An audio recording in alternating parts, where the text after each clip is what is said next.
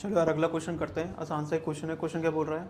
A block of mass 25 kg is pulled along a horizontal surface by a force at an angle 45 degree from the horizontal.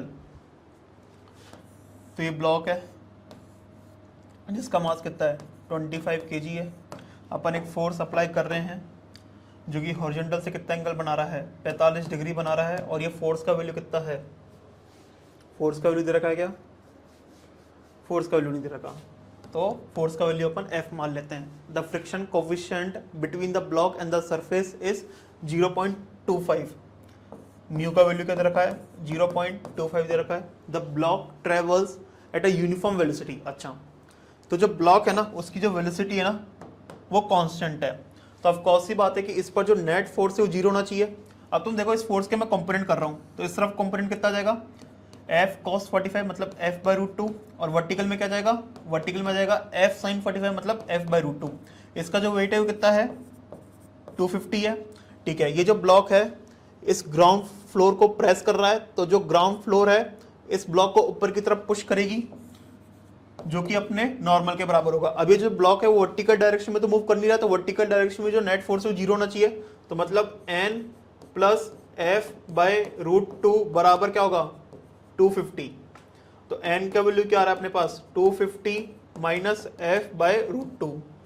अब of course सी बात है slipping हो रही है, अगर स्लिपिंग हो रही है तो फ्रिक्शन कौन सा लगेगा? काइनेटिक लगेगा। अब तुम देखो जो ब्लॉक है उसकी जो वेलोसिटी है वो यूनिफॉर्म है, तो हॉरिजॉन्टल डायरेक्शन में नेट फोर्स कितना होना चाहिए? जीरो होना चाहिए। तो इस तरफ तो F बाई रूट टू लग रहा है, तो पीछे की तरफ क्या लगेगा? फ्रिक्शन लगेगा, और फ्रिक्शन की वैल्यू क्या होगी? म्यू इंटू एन के बराबर, और फ्रिक्शन काइनेटिक होगा। और F बाई रूट टू तुम्हारा म्यू इंटू एन के बराबर होना चाहिए, मतलब F by root two is equal to क्या लिखूंगा मैं? म्यू का वैल्यू कितना है? 1/4, और एन का वैल्यू कितना आ रहा है अपने पास? 250 minus F by root two. तो यहां से तुम देखो F by root two is equal to 1/4 bracket में 250 minus F by root two. तो क्या लिखा हुआ है ये? तो 4F by root two is equal to 250 minus F by root two, मतलब 5F by root two is equal to 250। ये हो गया 50। F की वैल्यू कितनी आ रही है?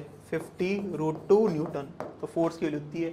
अब क्या पूछा गया? The work done by the applied force during the displacement of 5 metre for the block. ठीक है भाई, तो वर्क डन निकालना है। फोर्स अपना कांस्टेंट है, तो वर्क डन किसके बराबर होगा? F vector dot S vector के बराबर होगा। तुम्हारा F वेक्टर ऐसा है, डिस्प्लेसमेंट तुम्हारा ऐसा होगा। F वेक्टर और S वेक्टर के बीच में एंगल कितना होगा? 45 डिग्री का होगा। तो क्या लिखूंगा मैं? 50 root two into 5 into cos 45। तो ये मेरे हिसाब से कितना आ रहा होगा? 250 जूल आ रहा होगा, और यही अपना आंसर है। तो आंसर क्या हो गया? अच्छा यार इसमें गलती कर दी इन्होंने, शायद आंसर है ना G की वैल्यू 9.8 मीटर पर सेकंड स्क्वायर करके निकाला हुआ है। तो जब तुम उससे सॉल्व करोगे ना तो 245 जूल तुम्हारा आंसर आ जाएगा। मैंने जी का वैल्यू कितना लिया? 10 लिया है, तो उससे कितना आंसर आ रहा है? 250 आ रहा है। ठीक है, तो तुम जी का वैल्यू 9.8 लेना, सेम तरीके से करना है। आंसर क्या आ जाएगा? ऑप्शन 2 आ जाएगा। वैसे ऑप्शन काफी दूर दूर है, तो अपना आंसर 250 आ रहा है। जब जी का वैल्यू मैं 10 ले रहा हूँ तो 250 के नजदीक ही मेरा आंसर होना चाहिए, तो आंसर क्या होगा? ऑप्शन 2 ही होगा।